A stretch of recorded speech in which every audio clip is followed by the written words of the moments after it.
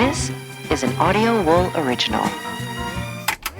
This episode of Frightday is brought to you by Spring-Heeled Jack Coffee. You need great coffee. Jack delivers. Visit springhieldjack.coffee. Hey guys, thanks for listening. If you'd like to support us, go to patreon.com/frightday. Byron, do you know how much I canned this weekend? I saw a bunch of it, remember? Well, after you left, it at least doubled. God damn it, really? That's too much. It's all really good too, but I mean, I don't know how long you can survive on barbecue sauce. All right, well, guys, I got a corker of a tale for you tonight. Wait, you don't have a tail? I have the tail. I mean, something happened to me this week.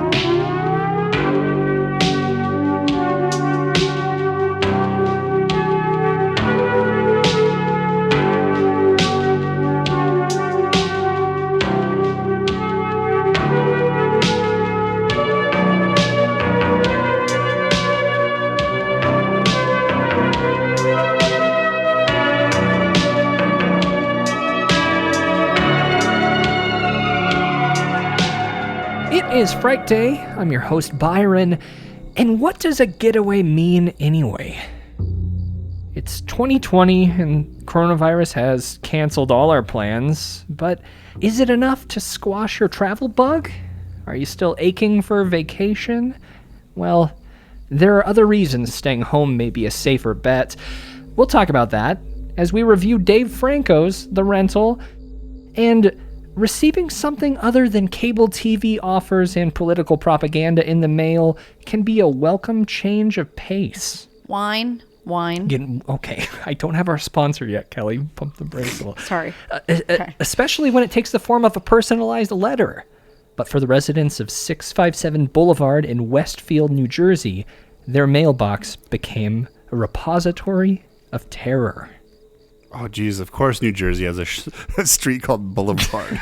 It's actually Westfield's a very fancy town. It's real fancy. It's a boulevard. It's the Westfield Watcher in this week's edition of Kelly's Cryptids and Conspiracies. I'm joined tonight by Kelly. Okay, but here's the thing. It actually is a fancy town. And Sam can't make it because... No, he's here. Oh, you're right. Getaways. I love it. Nothing you can't leave in 30 seconds flat. That's a getaway. Sam, would you like to address the theories that I am keeping you held hostage in a shed?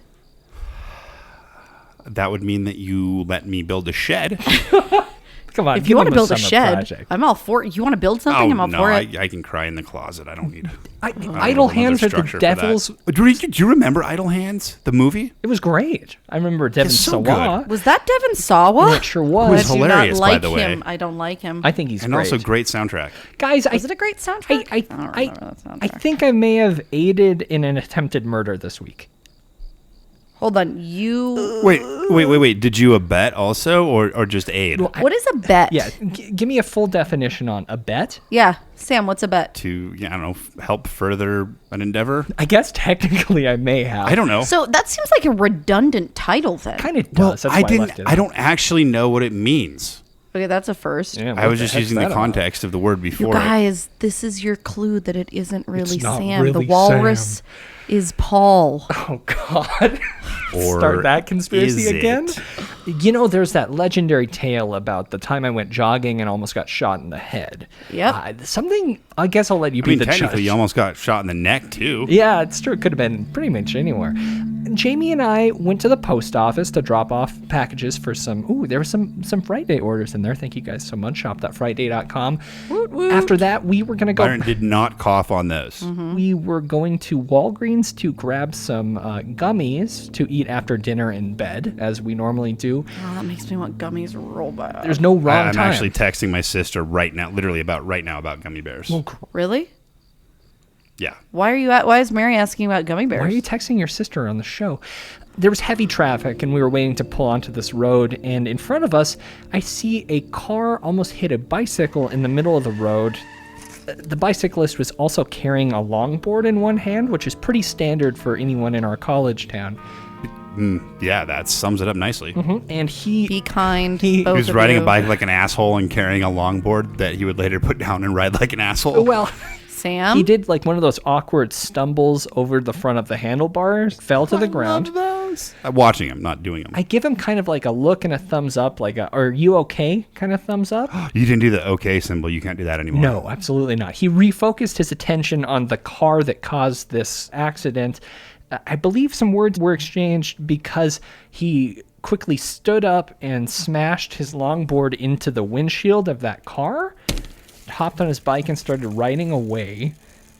And I mean, that's an interesting move. Oh, this is just the beginning. I read this story. This gets better. At this point, we turn right, but I decide maybe I should turn around and follow. Of course you should. I gotta follow up on the situation, make sure that no one gets like really hurt, and also if they do, I want to see it. So we flip around. Oh my God. I see this bicycle being chased by a car in and out of parking lots.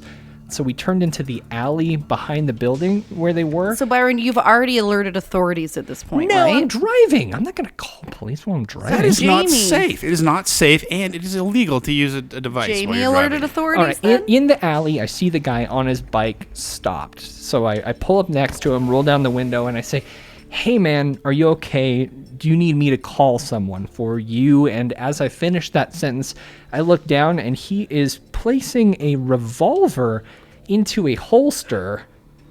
Yeah. And he pauses, keeps staring straight forward, and says, no, I think I'm okay. And I go, okay. As I look forward, he takes off on his bike, and the back door into that alley swings open, and a police officer with a gun in his hand looks at me and yells, Get out of here. I say, all right. You're like, no, I can't. I'm watching. I'm watching this unravel. Fucking idiot, So I Byron. slowly drive forward, and in my rearview mirror, I see 3 other police officers, guns drawn, coming out of that same door. They point their guns at my car. It's been a long time since a gun's been pointed in my direction. But yeah, obviously at this point, I still haven't contacted the authorities.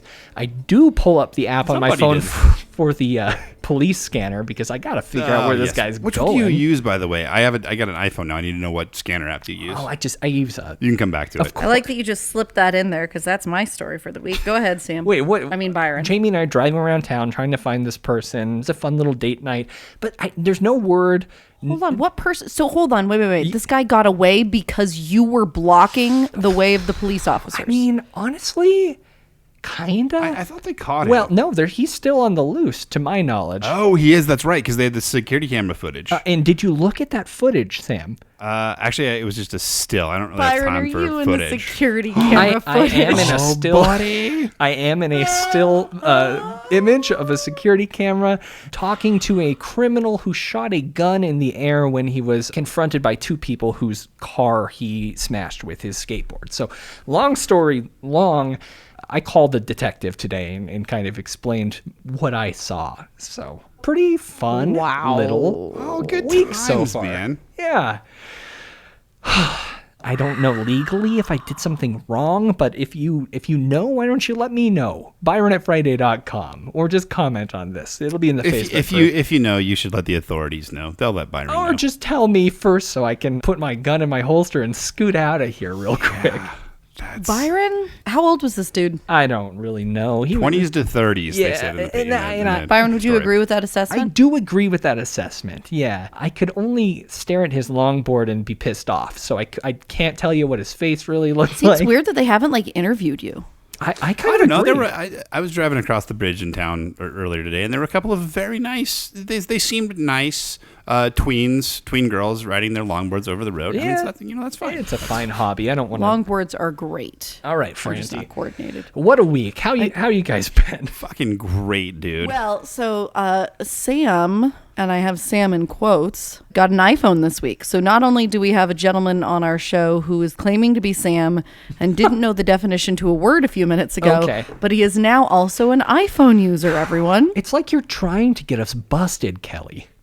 I know. Well, it's just you got to leave the clues. Otherwise, it's no fun for anyone. This is a very heavy glass vase. I don't think it's resonant. I definitely think I could bludgeon you with this. I could bludgeon you with it. Guys, please don't threaten domestic violence on the show. Oh, look at what you did. Now you moved the glass vase, which shifted the desk, which now has made your cord go.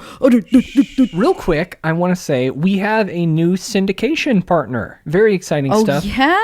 Episodes will be... That is exciting. Yeah, so it's been a while since we've been on Dark Matter Digital Radio. They have switched hands several times. I don't even know what's going on over there. I think there's a flat earther in charge right now. Oh, boy. That's challenging. Yeah, so happy not to... Yeah, Q seems to be a real popular letter of the alphabet over there at this point. We found a lovely new home at midnight.fm, which episodes will be streaming every Tuesday after Midnight Society with Tim Weisberg, who seems like a great guy. He is awesome, and he was the last host before Keith bowed out, I believe. Well, yeah, so thanks so much to Amy and Tim for the warm welcome. And hi to any folks hearing us for the first time. We're happy to be part of that. Yeah. Welcome. Thanks for giving us a chance. And what we're hearing right now is the absolute worst that will ever be. Everything else is better. It's all uphill. I don't think that sounds right. I don't know how does that make sense? Yeah. Like, I don't like walking uphill. No one does. But if it's downhill, it's like downhill to the graveyard. Yeah. I also want to say, I don't believe we've mentioned that we're slowly uploading our catalog to our YouTube page, youtube.com/Frightday. Byron's doing a killer job of it. It's great. Oh, no. YouTube. Yeah. Very popular. I got to talk to you off there a little bit later. Oh, no. Are you not allowed? Wrong tube, dude. Oh, boy. I mean, someone did mention that they have been listening to us on Pornhub. Really? Hey, man, Is that real? Did you make that up, or is that real? never begrudge a person their kink. Not only is this where episodes will premiere first, but it's a fun way to rediscover some old favorites. And in the future, I plan on compiling some of our biggest series into seamless compositions, things like MK Ultra or JFK series, into like one big long episode without all of our charming personal banter, no stories of near death before it, and no movie reviews. It'll just be the segments. So You mean just the Kellys? I mean, sometimes the Is way that what you mean by that, Byron? I'm gonna pull the Wayne Nance series together as well. Oh, that's one of the best series ever created. Well, So it's you a definitely pretty great should. time. But youtube.com/Frightday. Also, we have Twitch. We did our first casual Frightday stream the other night. Our good friend Wine Kelly was there. Oh, yeah, she was. We had fun. Sometimes I play video games there. Episodes premiere there as well. And I had a meeting with the writers at frightday.com, and they're planning on popping in there in the future as well. And I'm looking forward to that. I'm also realizing there is a lot of different ways to listen to us. And really, more is better. Just like, fire her. Oh, God. Maggots. Oh. Yeah. Oh, my. And it's time for staff picks. They say so much, but they never tell you if it's any good. Werewolf movie with E.T.'s mom in it? The Howling, horror, straight ahead. Okay, who's going first? Can I go first? I guess. I don't remember if we covered this for the show or not. I don't think we did, but I think we at least talked about it. Byron, did we ever cover Triangle? Oh, thank God. Hello? Where's everybody? You enter a place you have never been. I recognize this corridor. Everything you see, you have seen before.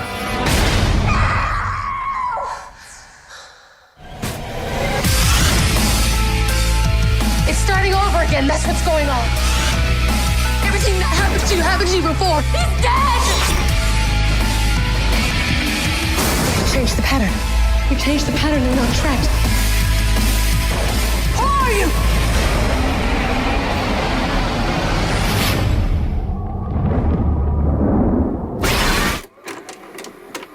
No, we didn't. That came out before the show started. Yeah. Okay, That's so the ship, right? it is in the talked about Bermuda it. Triangle. We've talked about this. Okay, see, I thought so. Oh, I mean, we talked about the in- film. We in didn't banter. review it. Okay. So it's kind of a standard story with, a group of friends on not a coastal Oregon trip, but a yachting trip. Standard friends. Somewhere between Miami and... Bermuda? In a triangular region. Anyhow, a big storm comes along and they get on a big ocean liner that's passing to escape the storm because their little ship is not going to fare well in the storm. I really can't say anything else about this movie without completely ruining it, but I will tell you It is incredibly unique. Mm-hmm. It's got some fun acting. We've got a Hemsworth. An early Liam, yeah. Yeah, and we've also got a Melissa George. I love a Melissa George. She's great. She's one of my... She is great. 30 Days a Night, great film. Turistas, not so great. Yeah, but well, anyhow, it's a sleeper. A lot of people haven't even heard of it. It's a great movie to watch in the summer when you wish you were sailing on a yacht somewhere beautiful, but you can't be because you're broke or quarantined or maybe both. Yeah, probably. So that's my pick for the week. Check it out. I got a sleeper too on my list here. What's your sleepy sleeper? And it is a film that we actually did cover for the show way back in episode 68. It's a tiny little found footage film called Hangman. 911, what's your emergency? Yes, hello. I think there's someone in a house. Okay, ma'am, I need you to stay calm. What's your address? 3242 Milton Avenue. Police are on their way. I need you to stay on the phone with me, okay? Yes, please. The radio's gonna hurt me. Ma'am, did you say there's someone in your house right now? Yes. Are you able to get out of the house? No. We're locked in, I think. My husband. Ma'am, God. slow down. Ma'am, slow down. Gone where? Ma'am, can you hear me? Can you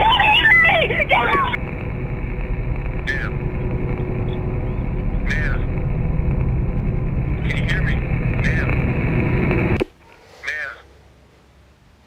Can you hear me? Ma'am. I think she's gone.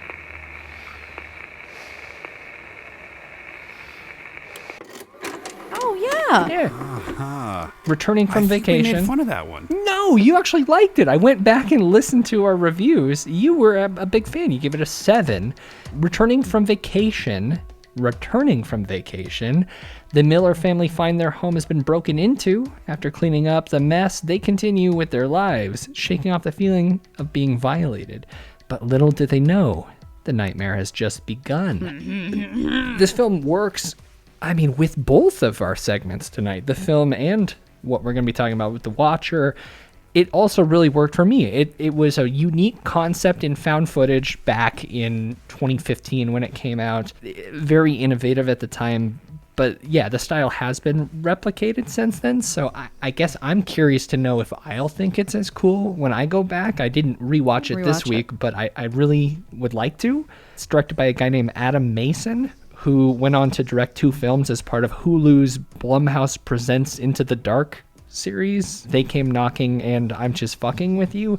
He's also the guy who did a bunch of Alice in Chains music videos. I think we talked about that a couple times.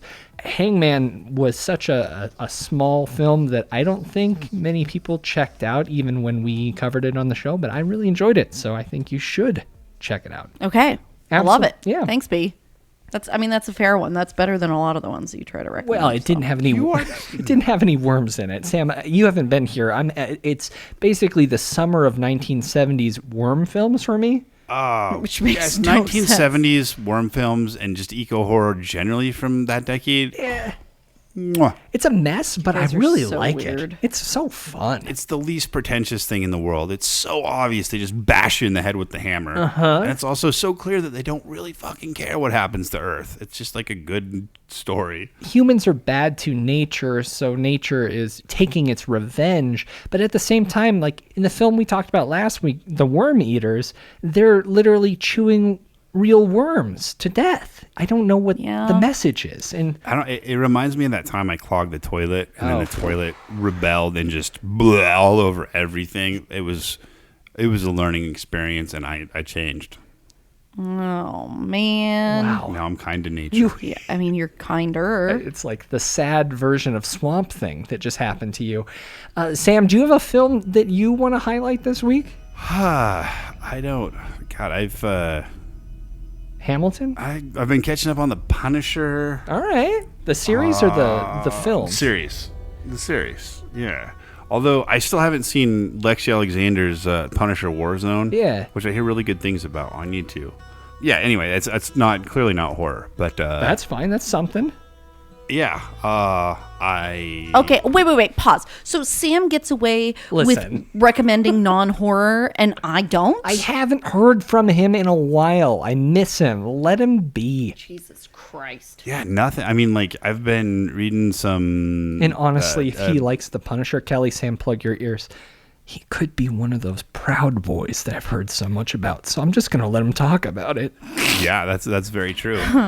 So the thing about The Punisher is, like, he's always been, like, one of my favorite This is true. superheroes back to, like, before the Dolph Lundgren movie. Sam, plug your ears. He could even be a Boogaloo Boy. He has, and the iconography especially, like the skull, have been, like, completely co-opted by people who just do not get it, Nightmare have people. never read it. Yeah, just nightmare people. I mean, the comic book community, as vocal as they are, I feel like they don't often stand up for the meaning of the Punisher logo, or at least not in what I've seen online. Oh no, they are. They're they? wildly. There's actually.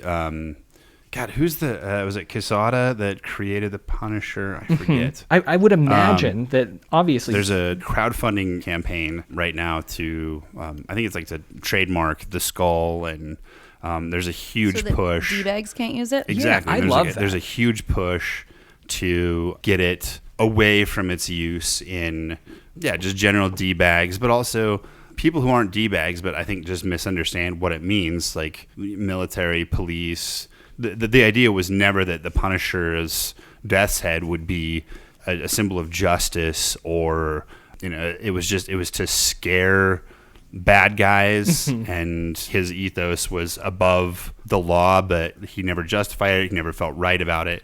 And so there's actually part in one of the newer issues.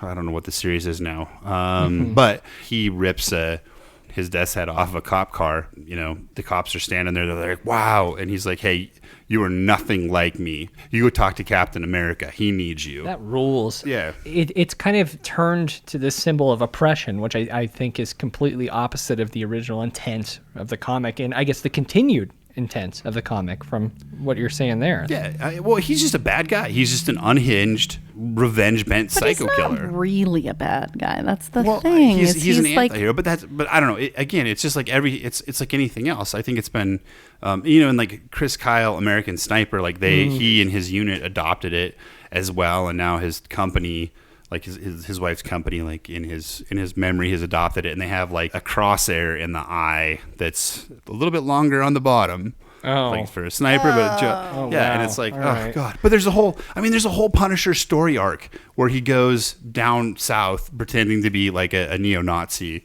and infiltrates a white supremacist gang and fucks them up.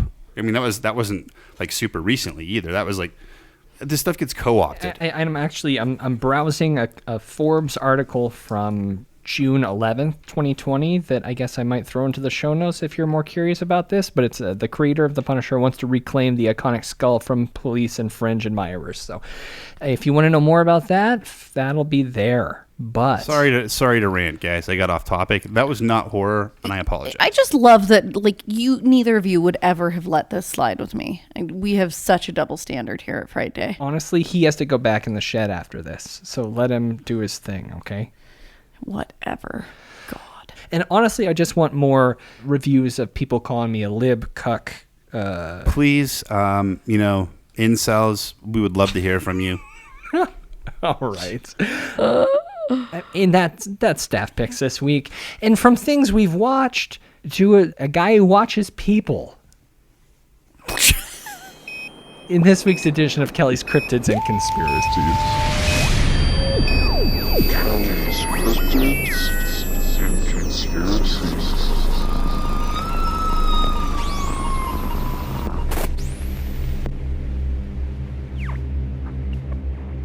657 Boulevard in Westfield, New Jersey. A beautiful colonial-style house. Pretty sharp. It's been around since 1905 when a town historian built it.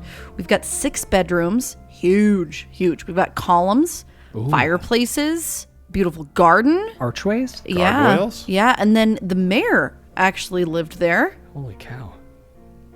But Get out.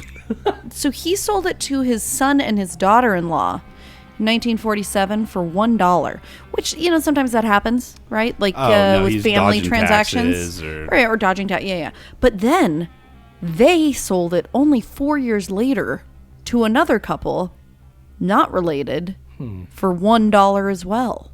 I wonder why. And then that couple sold the house again in 1953, again for just $1. And this continued again in 1955. Do they know Price is Right rules don't apply everywhere? Well, so the reason supposedly... Yeah, they don't have to give it to somebody when they bid $1. They're like, well, these other people bid $400,000. They're way over. I guess you get it. So, supposedly the reason it was being sold for just $1 was not mere tax purposes, but because no one wanted to live there. Something very spooky was happening. It was being watched.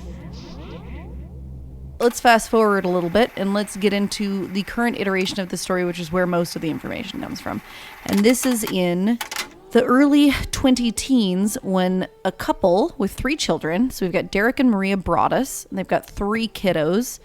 And this is kind of like their dream come true. The wife had grown up close to this house. It was kind of a fancy area of town. Yeah. So this is like, if you can live on this street, you're really winning. Like you might have like a whole extra shed to live in. You might have beat out the Joneses. Really large shed with a window. Oh, even. I love beating up the Joneses. And beat out? Yes. So Westfield, New Jersey is actually only 16 miles southwest of Manhattan. Close enough that you could live out of the city and commute into the city. Yeah, so it's 45 minutes to the city is about what it takes. Which is sad. 16 miles. 45 minutes. Right? 16 miles, that's like how far it is from us to Missoula. Yeah, I was going to say that's my house to yours. They bought it in 2014. And there was quite a bit of work that they wanted to do on the house before they moved in. All right, so the dad, Derek Broaddus, was hanging out painting. Speaking of which, we need to hire a painter. Anybody out there was in the area? Well, we need somebody. I need somebody to paint the interior of our house. I tore out the affected parts, spackled over it. We just need to get some paint over it quick. They had just purchased this house in June, and Derek was working on painting it. And it was late at night. He checked the mail. They didn't have much, obviously, because they had just moved here. So it's not like they're getting a lot of stuff yet. Wait, what year was this? 2014. Okay. Yeah, Sam, this is. I do need you to pay attention. This is one that you can't just zone out on because this is going to require your. Don't look it up. You're going to spoil it. Huh? What? Yeah, don't look it up. Jesus. Don't look at anything else either because you're going to spoil it. It's spoiling it. Pay attention. I'm seeing if I can still make a Jib Jab card. Focus on me. Just focus on me. Do your thing. I love Jib Jab. I miss Jib Jab. Okay. Still around. Speaking of cards, there was a card in the mail. And it was on a very thick Patrick Bateman approved stationery, but with really weird handwriting. And it said, "To the new owner." And then the inside was typed. And it said, Dearest new neighbor at 657 Boulevard, allow me to welcome you to the neighborhood. 657 Boulevard has been the subject of my family for decades now, and as it approaches its 110th birthday, I have been put in charge of watching and waiting for its second coming. My grandfather watched the house in the 1920s, and my father watched it in the 1960s.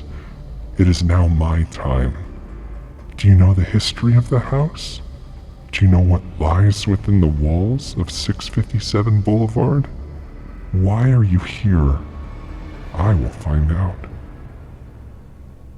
Isn't that spooky? That's a good, that's fun. That's so much better than the normal, like, I'm watching you through the window. Who am I? Hundreds of cars pass by the house every single day. Maybe I am in one. Check all of the windows that can be seen from 657 Boulevard. Perhaps I'm in one. Welcome, my friends. Welcome. Let the party begin.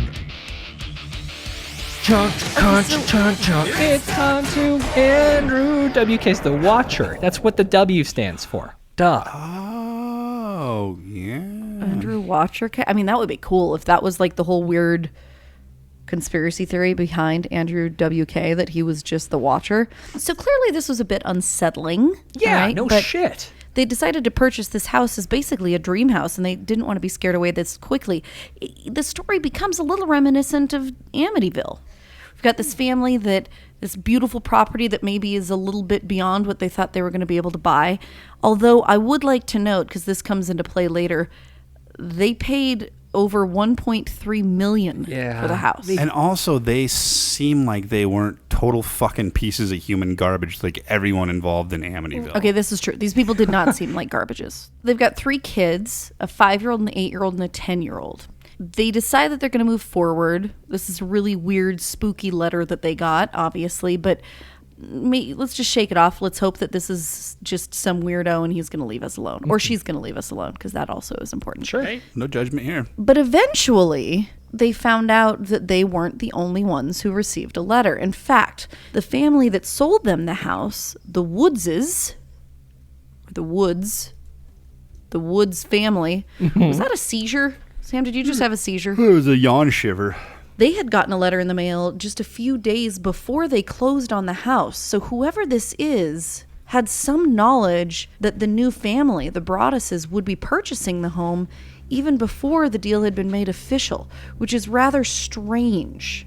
And though we don't have that letter because the Woods family threw it out, which seems very strange, they did say, based on their recollection, that it had similar overtones, talking about observing the house over time, which, again, if I received a letter like that, I don't care if I was moving out of the house, I would definitely hold on to that. That's threatening and creepy, a little bit strange, but the Woods were... I feel like they could be getting drawn into a centuries-old war between werewolves and vampires. Ooh, I like that. I don't think that's it. Are you... Okay, I don't think that that's it. Well, we'll see. Keep reading. So it wasn't long before the Broadduses got a second letter. And this one certainly elevated their concerns. Go ahead and read the second letter. Publishers Clearinghouse, $10 million prize. Super. That's not what the letter said. Oh, sorry. Wrong piece of mail. But you'll want to fill that one out and return it quickly. That's why I'm doing this real quick. 657 Boulevard is anxious for you to move in. It has been years and years since the young blood ruled the hallways of the house. Have you found all the secrets it holds yet? Will the young blood play in the basement? Or are they too afraid to go down there alone? I would be very afraid if I were them. It was far away from the rest of the house. If you were upstairs, you would never hear them scream. Will they sleep in the attic? Or will you all sleep on the second floor? Who has the bedrooms facing the street? I'll know as soon as you move in. It will help me to know who is in which bedroom. Then I can plan better. All the windows and doors in 657 Boulevard allow me to watch you and track you as you move through the house. Who am I? I'm the Watcher, and I've been in control of 657 Boulevard for the better part of 2 decades now. The Woods family turned it over to you. It was their time to move on, and kindly sold it when I asked them to. I pass by many times a day.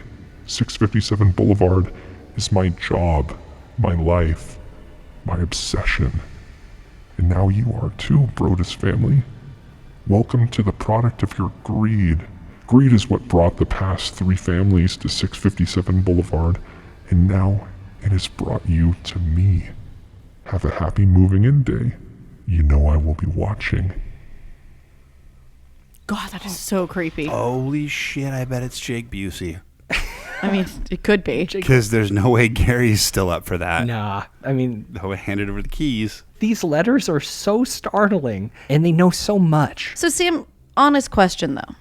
I don't know. You and I are looking at buying some kind of recluse-friendly property for you and us as a family. Mm-hmm. If we found said property and started getting letters like this, would you tell me about it, or would you hide them? Well, I think you would find out about them, like, as a corollary. What I would do is just slap it everywhere. I would call the police. I mean, like, I would turn it into a mess that would tie the property up entirely, and then I'd make a super lowball offer. Gotta drive the price down. Yes. Okay, but they already owned it. Oh, that is such a bummer. It's moving day. So what happens if we already own it, honey? What do you do then? Hide it from her, I guess. Well, that would be weird, though, because I was probably the one writing it, right? So I don't really...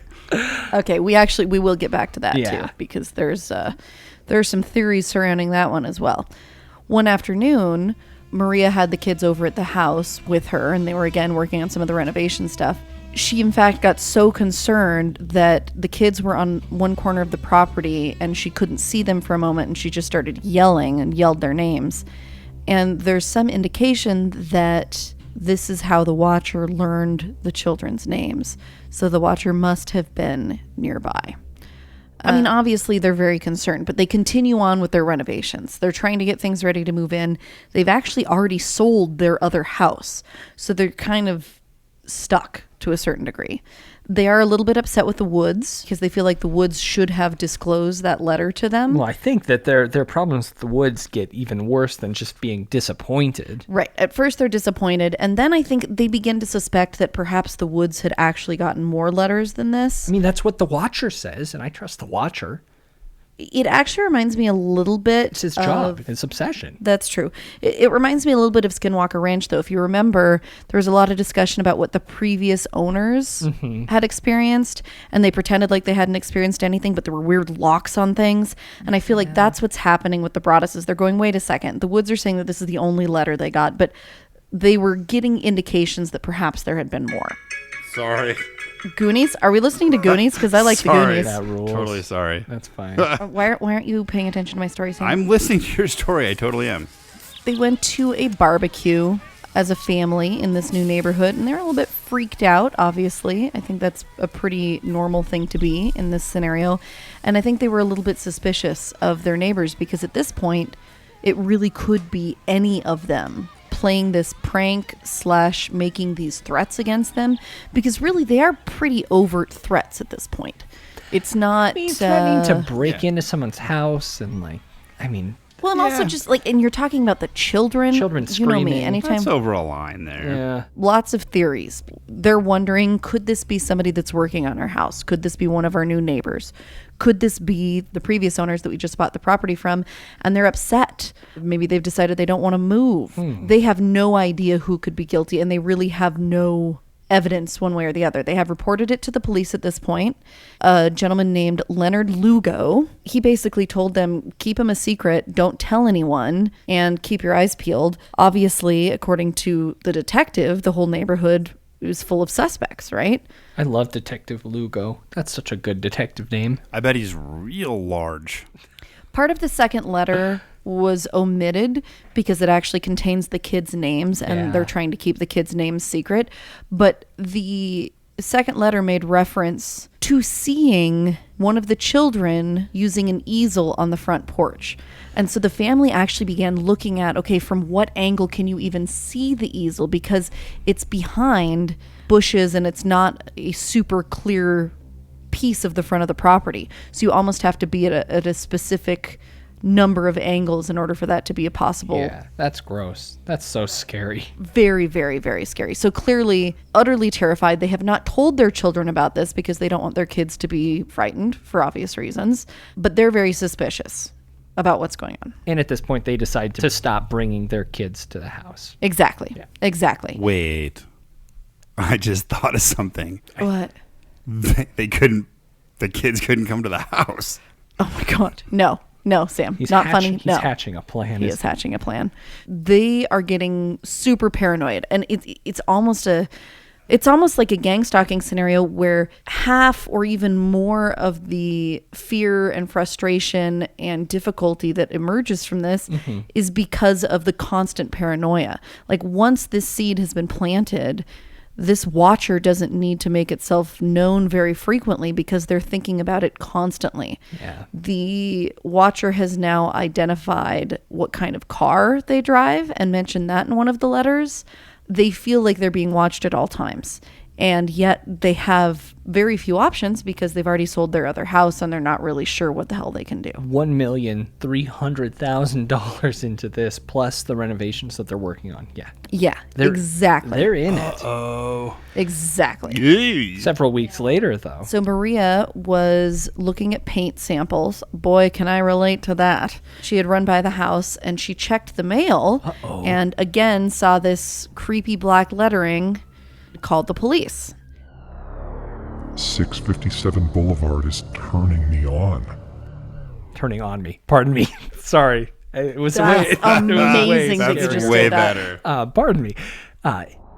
It's coming after me. I don't understand why. What spell did you cast on it? It used to be my friend, now it's my enemy. I am in charge of 657 Boulevard. It is not in charge of me. I will fend off its bad things and wait for it to become good again. It will not punish me. I will rise again.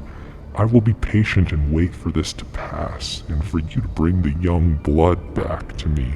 657 Boulevard needs young blood. It needs you. Come back. Let the young blood play again like I once did.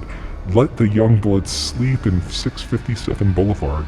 Stop changing it and let it alone. It's really spooky, and the detective's on the case. Yeah. Lugo's working really hard to figure out what's going on, and he begins to focus on the neighbors.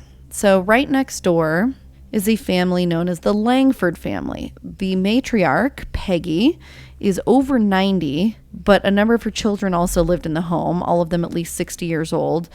They were a little bit strange, okay? One of the neighbors on the other side, John Schmidt, started sharing some information with Derek, who of course in turn shared that with the detective.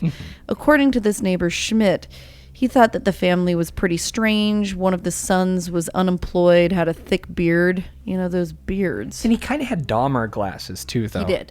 And the family had lived there since the mid-'60s, so they'd been around for a really long time in this specific house. But the Watcher goes back to the 20s, right? According to the pasta, he was there. All right. Well, this is, or Sam, you understand this isn't a pasta. You understand that this is like an actual... Yes, okay. I understand. Just making sure. I'm just saying. So Derek becomes convinced that it is the neighbors. Lugo says, well, actually, I'm a step ahead of you, buddy. I already brought Michael in for questioning a week after the first letter got here. He's talking to Derek, of course. He's like, he denied having anything to do with this, but I don't necessarily believe him. There was something, Lugo's detective spidey sense. Mm-hmm. He felt like maybe Michael's not telling the truth. I imagine him with late, everyone else has gone out of the station, and he's got photos spread out like big 8x12 black and whites all over his desk, and he's drinking coffee and he sets it down, and then he kind of sees something and leans over, and the coffee cup spills all over him and down his chest. He's like, "Oh, son of a bitch," because he's just working so hard on this case, and he's just kind of letting everything else go. Typical Lugo. He's also very, very large. All right.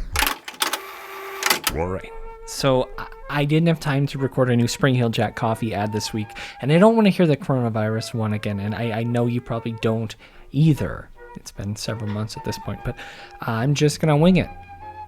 Spring Hill Jack coffee is good. I like it when it is brewed. Jamie, I'm recording a Spring Hill Jack ad real quick. What do you think of it? Should give me a thumbs up. You'll let the cat in.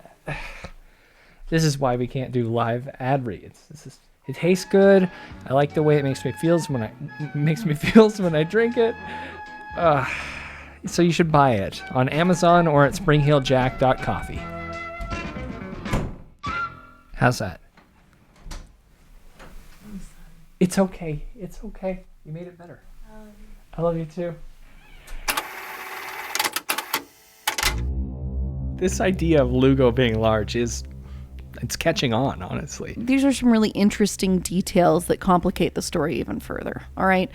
Lugo's got this hunch about the Langfords, or at least about Michael Langford, the son. Old man Langford. Well, it's like middleman Langford, though, Yeah, because it's he's like old woman Old Langford. man Langford. Okay. All right. They can't do anything about just the hunch, so obviously they need more evidence. But in the meantime, there are some details that make Andrea, the wife, who's trying to figure out a way to move into this home, makes Andrea a little bit suspicious that it perhaps even has to be one of the immediate neighbors, because we're talking about the names of the children. Clearly the writer knows about the area. The letters have all been delivered by postal service through a distribution center in Kearney, which is nearby but not in the exact same area.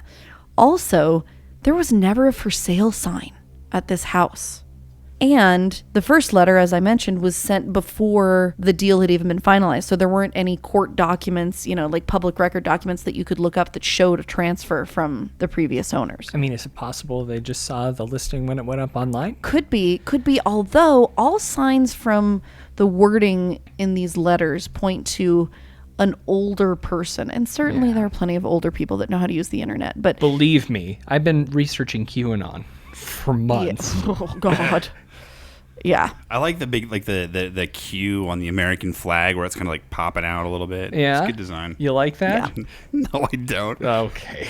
So the family's getting pretty frustrated because they aren't getting any more leads. There's no evidence that they can provide. Can we talk about the frustration of the watcher, though? This house has no young blood. Well, you're right. He is very frustrated because they've now postponed the move-in date, which really puts a monkey wrench in his plans. And I guess he's to blame, though, or she is to blame. The Broaddus family starts digging and trying to come up with any other ideas about who this could be. Sure. They think, okay, was this somebody who lost the house, who was, trying to bid against us for the house? But the former family that owned it, the Woods, said actually there were 2 buyers that bid more than you guys, but one of them had a medical condition that forced them to back out, and another one found a home elsewhere, so they backed out. At least Woods wasn't disclosing anybody who had lost out to the Broaddus family, so that doesn't make sense either. They decide they can't do this on their own, so they hire a PI. Everybody needs a PI in a situation like this, so they contact a former FBI agent, gentleman by the name of Lenahan. Really good detective names in this one, right?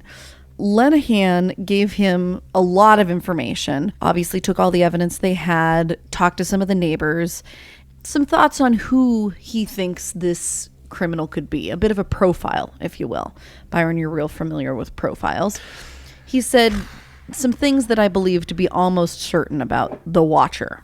Smart person, pretty well read, because there's very little, in fact, really not any swearing or really vulgar language. Yeah. It's terrifying, but without that. I take offense to that. It's true. Sam's well read, but very vulgar. Yes. He can be. Perhaps elderly. He thought that the threat wasn't really that high because he believed, based on the tone of the letters and the word choice and who he believed this person to be, not specifically a person he believed him to be, but the type of person he believed the watcher to be, that they wouldn't follow through on any of the threats. He thought that perhaps one of the former housekeepers or children of some of the former housekeepers or caretakers of the property could be people of interest, and that does make sense. But he also said, yeah, the Langfords should still be on the radar too. Our detective back at the police station decides he's going to bring Michael in again for questioning. He denies involvement. His sister Abby got really upset, said the police at this point, they're harassing her family. I kind of agree. Leave the weirdos alone. They have it tough enough.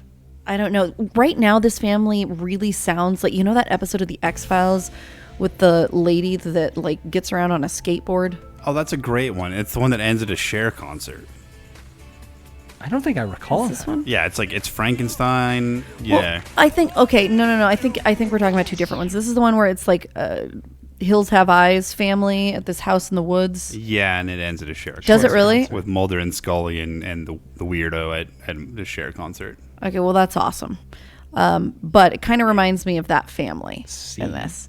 Leave the weirdos alone. And this is the point at which the Broadduses hire a lawyer. Or don't. That they need some legal advice because this has gotten so serious and clearly over. Now, I would guess we're probably close to 1.5 million on the line with all the renovations they've been doing. Oh, man. They did background checks on the entire neighborhood, which came up with a couple disturbing facts, though not necessarily related to this. There were 2 sex offenders in the area, Just which is pretty RSOs, common. yeah. But neither of these really presented a lead that made any sense to either the private investigator or the lawyer or the detective. All right. Now we're nearly at the end of 2014, and the best clue we've got so far, the weird Langford neighbors, and then another house that's close to them puts a pair of lawn chairs very close to their garden and faces their garden rather than facing the family's own home. Like, Sam, can you imagine if some of our neighbors just set up their lawn chairs on our property line facing our house and just sat there and stared at us? It's a nice house, guys. It looks great. This is a nice house, but I don't blame them. But it's not like a sunset. It's not like it changes, right? Like, it's the same damn house. What's the? You don't need to stare at it for more than a couple seconds. I think when you're trying to understand the motives a human has for being a weirdo, you've already lost. Some clear Columbo points here. No fingerprints on the letters. One more thing. What? Oh, God, I love Columbo. Oh, he was great. The only thing left is possible DNA residue on the letters, which they actually did test down the road. But at this point, they weren't testing. And the police basically, at the end of the year, said, hey, there's really nothing else we can do. We've investigated. We've done all we can. We have 4.5 million rape kits here in New Jersey from last Thursday alone, and we are not going to be able to test those, so we're not going to do this anymore either. Right. Yeah, pretty much.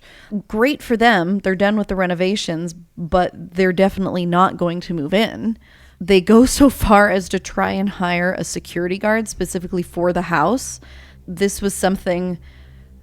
I don't know. It seems weird. Like, Sam, again, I kind of want to call back to you for what you think you would do in this scenario. What the dad, Derek, was asking for was somebody with former military experience who would come and work out in the backyard.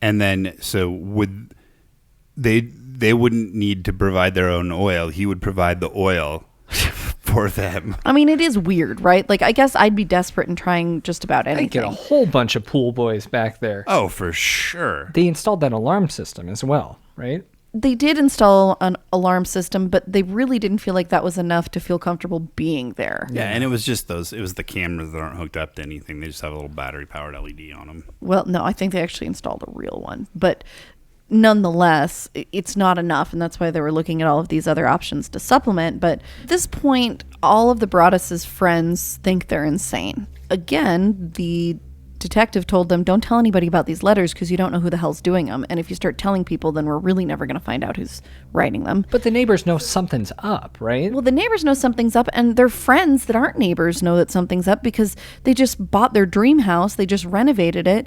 And instead, they've moved in with Maria's parents. Mm-hmm. What the hell? Like, what's wrong with you guys? There are speculations that maybe they're getting divorced, that there's some relationship problems. The Broaddus just kept saying, oh, we've just got some legal issues. We're working them out. Right now, they're also really tight on money because they've got this huge mortgage that they're paying to not even live there. Luckily, they're living with the in-laws rent-free, but that's got to be painful. They're not sleeping at night. Maria goes to see her doctor, and when the doctor asks the simple, hey, how are you doing question at the beginning of their appointment, she bursts into tears, so her doctor promptly refers her to a therapist. Oh boy, your HMO is not going to cover that. I gotta get you out of here. None of the crying. Yeah, so she's seeing a therapist, which is great, but she's got post-traumatic stress disorder, according to the therapist. And they decide they should probably try to sell the house. They've finally given up. It's just costing them too much pain and also too much money at this point. First, they put it up for a little bit more than what they purchased it at because they wanted to at least recoup some of their renovation costs. And as you might imagine, nobody bit. It's a small town. Everybody knows what's going on at this point because there has been some media coverage. This morning, it's a case so bizarre and upsetting to this tight-knit upscale community.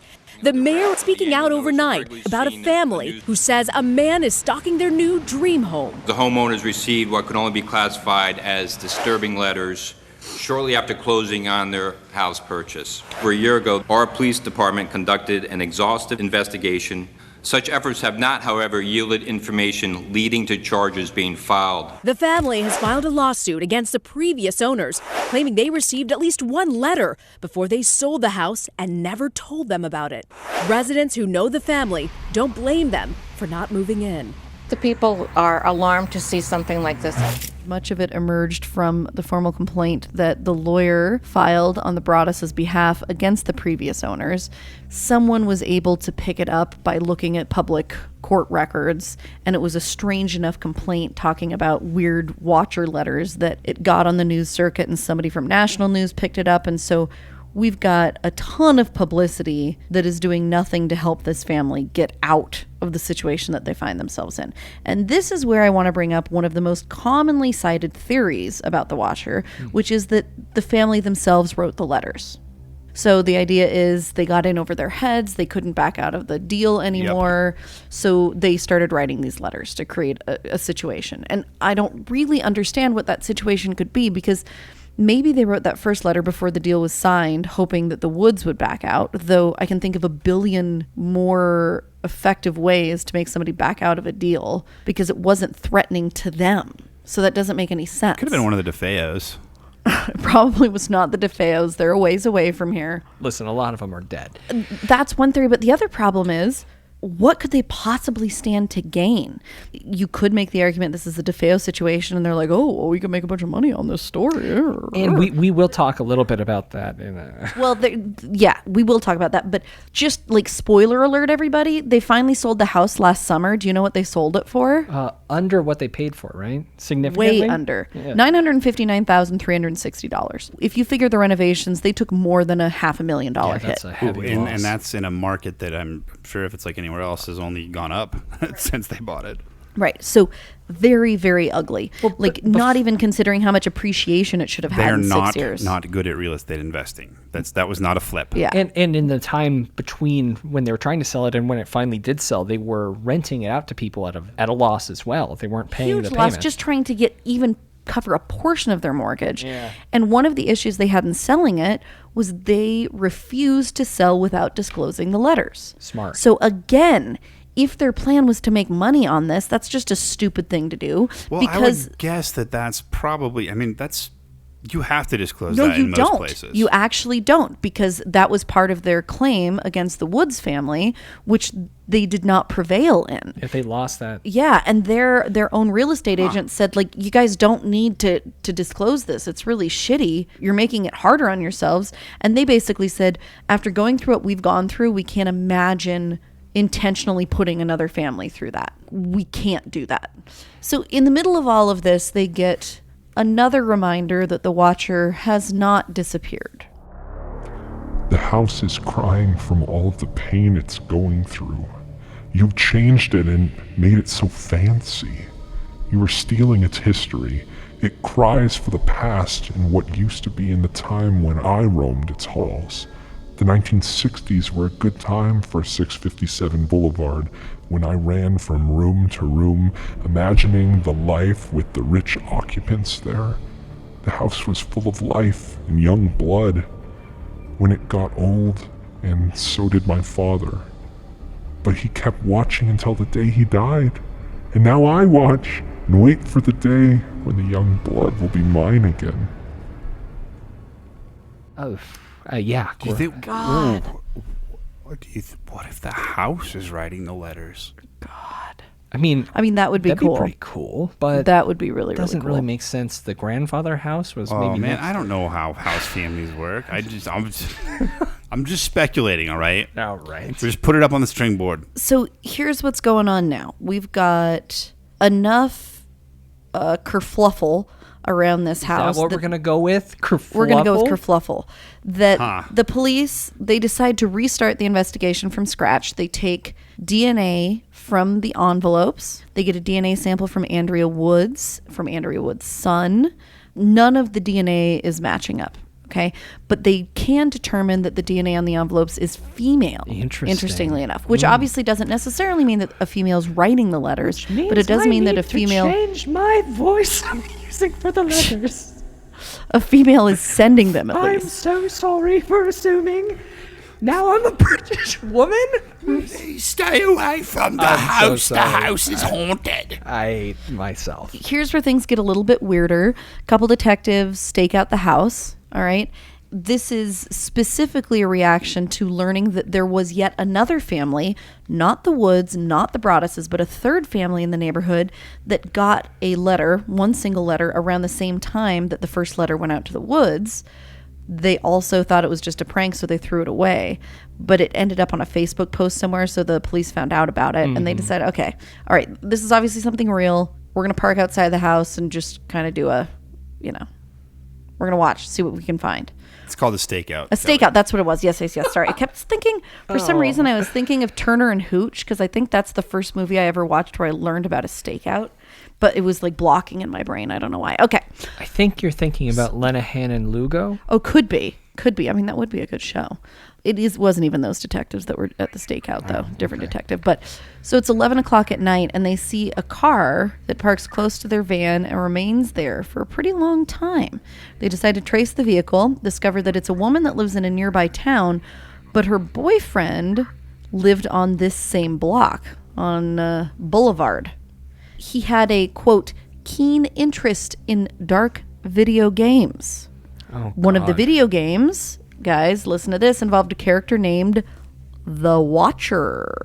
Let me guess. Are we talking about the game The Watcher? I mean, maybe. I don't really know. I don't play many video games, let alone dark ones. But they invited the boyfriend to show up at the station for an interview twice. He agreed, but he ditched both times. He flaked. Because he had a game going. But they didn't have enough evidence to force him to show up.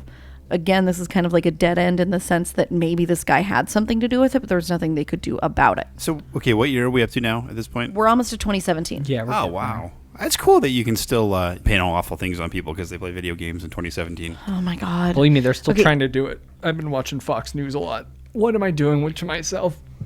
Oh, my God. Yeah, I agree. But hey, at least it makes you sick to your stomach. That's good. Despite all of their efforts to sell, they are unsuccessful. So they decide, if we can't sell it, how about we knock the house down, we build 2 houses, and sell those on 2 separate lots. Great idea. It was a good idea. Make some like rancid lemonade out of lemons.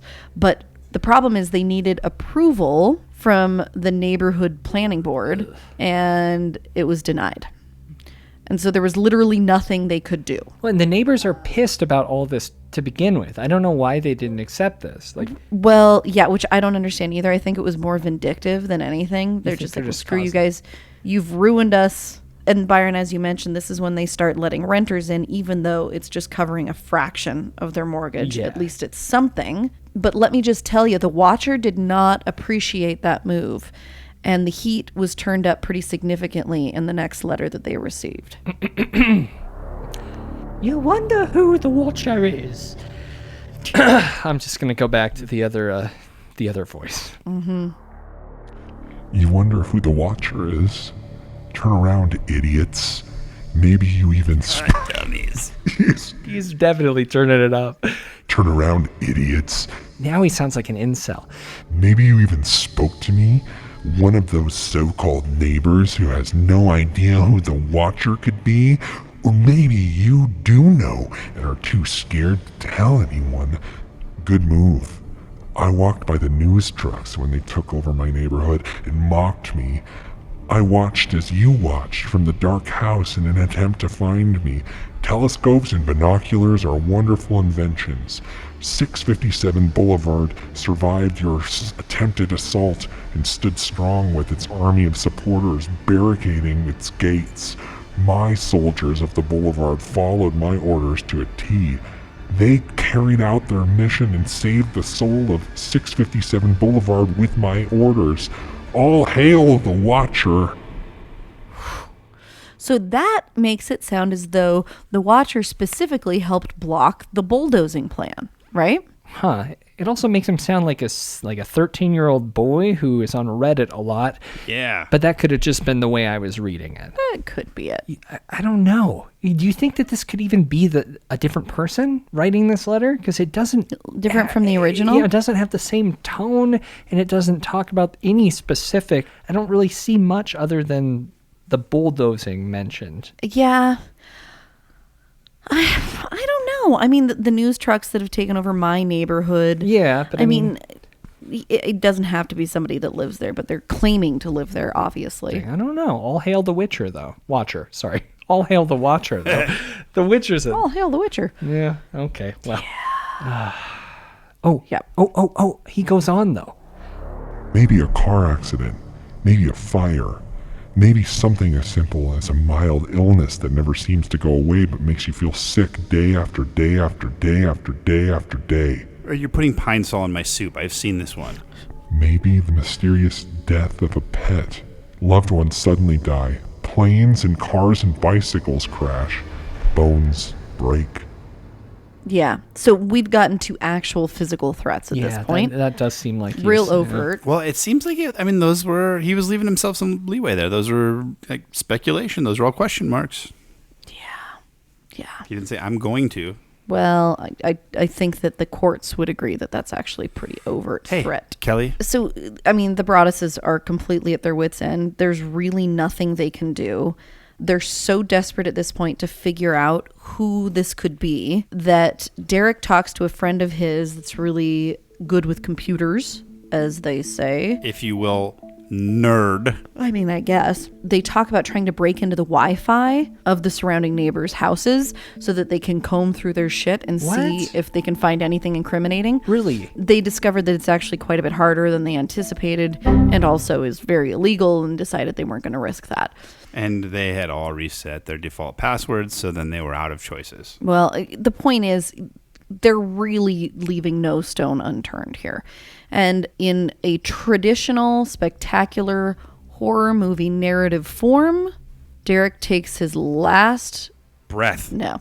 Derek's last shot at saving this whole situation is to get Father Michael Saporito, a priest, to come bless the house. Come on.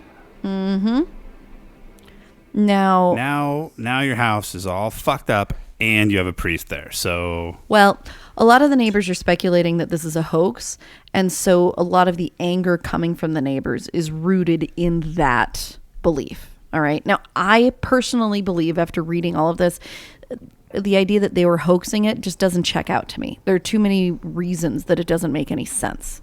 They didn't benefit from it. They don't really seem smart enough. I don't know about that. I think that they're fine. They don't seem like idiots, but it just doesn't seem like something that they would do. Anyhow, this is where Derek makes a decision out of desperation that has muddied the water even further. Sure did. This is great. Are we talking about Christmas Eve? Yeah. Byron, you want to jump in? I mean, no, not really. I don't have... do I have the letter? Oh, sure. Way to be a big coward, man. I'm really sorry. Okay. So, I mean, no. Just make it up. Christmas Eve, several families received an envelope in their mailbox, but unlike the Watcher, these letters were hand-delivered. And Byron, let me just interject why don't one you thing. just do it? You do it. This is, no, this is perfect, but I just want to be clear that this is in response to some really overt, hateful threats that they're getting, not just from the Watcher, but from neighbors. And in fact, one Facebook post said, "I wish we could go back to the days of tar and feathers. I have just the couple in mind." And it was very obvious they were talking about the Broadduses. So he's not just like being an asshole. He's feels like he's backed into a corner, and so he does this. What, do they not make tar and feathers anymore? I'm not clear on that. Several families received letters, and they were all signed Friends of the Broaddus family. What did they say exactly? Well, it was basically just stories about domestic terrorism when brewing mental illness had gone unnoticed and then yielded horrific results. So no one actually published what the letter said? I think for legal reasons, because I think a lot of them are still, because this wasn't that long ago, so I think a lot of them are still probably engaged in some kind of a legal situation over those letters. But it did turn out that Derek was the person who had written all of these letters. He admitted right. it. And in fact, most of this story came through this really cool New York Magazine article. When the writer of the article was interviewing Derek, he just very plainly asked, did you write these letters? Derek paused for like a millisecond and then said, yeah, I did. Yeah. So he was pretty forthright about it. He was embarrassed. Again, you could think about the different things that this guy has tried.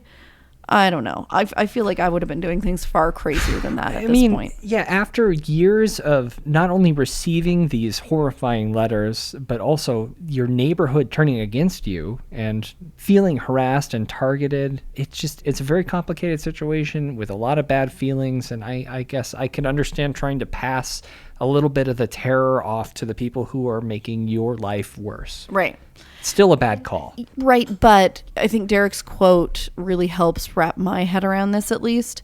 It's not just the Watcher, but it's the idea that every word that was said in those letters has become a permanent fixture in all of their lives. He said, it's like cancer. We think about it every day. Mm-hmm. Wow. And I know you're going to roll your eyes, but I think before you start writing fake letters to people, you overinsure the house and then burn it all down. Oh, Sam, in your fire. It's always fire with always you, fire buddy. with Sam. Always fire. No, there's some things you have to take out into a lake. It's not always fire. It's true. Sometimes it's deep water. Kelly, so where do you land on this one? Well, we've got a couple interesting things. So again, the DNA doesn't match the Broaddus family. It's in fact female, but it also at least didn't match Michael, the neighbor. So it could have been perhaps Abby, the other Langford. I don't think it was the Broadduses, but one interesting theory was that there were actually cameras in the walls that somebody had put in. It was allowing whoever the Watcher is to make it seem like they were closer than they were. Yeah. Another fun side note, as Reddit is so wonderful for, you can dive down a real deep rabbit hole about people's theories and speculations. A deep Reddit hole, yes. And somebody brought up the fact that there was a Goosebumps show based on an R.L. Stine book called Welcome to Dead House, where there are some lines that are incredibly reminiscent of this story. And so you think R.L. Stine did it? Or somebody who liked R.L. Stine. You never saw him around when those things were happening. It's true. I mean, I guess that's true. The quote from the show is, "Don't you recognize me? I am the Watcher. I lived in your bedroom." I mean, yeah, I guess it could be, but also I feel like the Watcher isn't that uncommon of a term. There are plenty of movies called The Watcher. Ooh, and there's actually going to be an upcoming film about the Watcher. There is. And Byron, this is an important point to make, because up until when this... The video game? No. Up until when this happened, you could really very clearly say the Broadduses had not benefited in any way, right? Yeah, I mean, for the most part, they'd lost money, yeah. They'd lost money. And now they have signed a deal, and all we know is it's a 7-figure deal that is split, and we don't know what the split is either, between them and the author, Reeves Weideman, who wrote the New York Magazine article. It was 7 figures, so that means it's at least $1 million, right? Even if they got 50% of it, like, let's go high. Let's say that it's $9 million. Sure, multi-million. Right? I should say real quick, there was a bidding battle for this story that involved 6 studios, but Netflix was the studio that prevailed. Right. And first of all, I don't think they were banking on that happening. How could you? How could you anticipate that? In 2014, there's no way to know that. Right. Yeah, and you can anticipate Blumhouse. Well, no, and this is incredibly uncommon. Like, just to be clear, to have movie companies bid on a story tied to a magazine article, it's not like that happens all the time. That is a sometimes. It happens very, very rarely. And when it happens, it basically never happens at this financial level. Like, this is so much more money. And because they didn't even write the story, they're the subjects of it, right? Like, who knows what the hell that split is. But best case scenario, if they got 50%, probably none. And if it was the highest 7-figure offer imaginable, so something in the 9 million range, right? That's still... It's not enough money to completely upend your entire life. Mm-hmm. And everything about these people, all of the interviews, the honesty, just the pattern that they went through. And there's so many points at which I feel like they would have made a different choice if they were the ones behind this. Like, there's no way he would have dug in and said, yep, I'm going to keep going with this for that many years. quick note, sorry, Henry Joost and Ariel Schulman are the ones that are going to make the Netflix movie. Yeah, which they are the people behind... God, what was it? The guys that brought us Paranormal Activity 3 and 4, and I actually read an article recently making the argument that Paranormal Activity 3 is one of the top 10 horror movies of the last 30 years. We've been through this. I know, but it really made a good argument for it. So I wonder if, like, this isn't a question about appearance, but I'm just wondering if you looked at that person, it has to be like a huge concave something on their head where they were damaged just very severely. All right. There was one final letter. Byron, would you care to read just the very short bit of the fourth letter that we have that has been made public? You are despised by the house, and the Watcher won. God, so spooky. I just can't even imagine. That seems like a pain in the butt, honestly. Oh, so scary. You just want to live in your $1.3 million house south of New York. And you're always going to be talking to people. Like, someone's always going to want to hear about your story. Fucking cops. Jesus. I would not like this. People everywhere all the time. Although, you guys, I couldn't say so at any specific points in the story because obviously we can't be spoilery, but it's kind of striking how there are some pieces of that align so absurdly with the movie we watched this week. Yeah, there are some elements here. I'm going to go on a limb and say that I think it was the grandson of a Watcher. I think that this is a real Watcher. I think it is too. That's where you land? You're leaning into I think it's a real creepy long-term family that feels like somebody old, somebody who is pissed at, kind of the way that some Montanans get really pissed about Californians moving in. I think pissed that this family moved in from not there. Why are they mad? I don't even think that the Watcher is technically even mad. I say just let him watch. I think maybe just be a voyeur. I mean, I don't know that I'd be comfy with that. I'm gonna go with teenagers. All right, and really, quite possibly, it could be a lot of things. Who knows? No, it's teenagers. Sam's going with Reddit teenagers. Kelly and I are on the Watcher camp, and mine was a joke because honestly, I'm on the Watcher, which to me is synonymous with the possibility of the neighbors, the Langfords. Who's on your watch list, listener? Let's talk about it in the Facebook group. Kelly, thank you so much for this report. This was a fun one. This one was really fun. This one spooked me out though. Now I've got to I'm hoping. I don't know. The new owners just bought it a year ago, so I'm looking for somebody to do a report on whether they are experiencing anything strange. All right. I just love the idea of someone sitting at their lawn chairs at the property line like, do you people know what you have just done? And if you want to send us Watcher letters, it's Frightday LLC, P.O. Box 372, Lolo, Montana 59847. Please. Thanks. That's Lolo. Yes, send it to Boulevard. And speaking of being watched, let's use that same segue again. Let's talk about a film about watching. Watch. All right, as we talk about The Rental.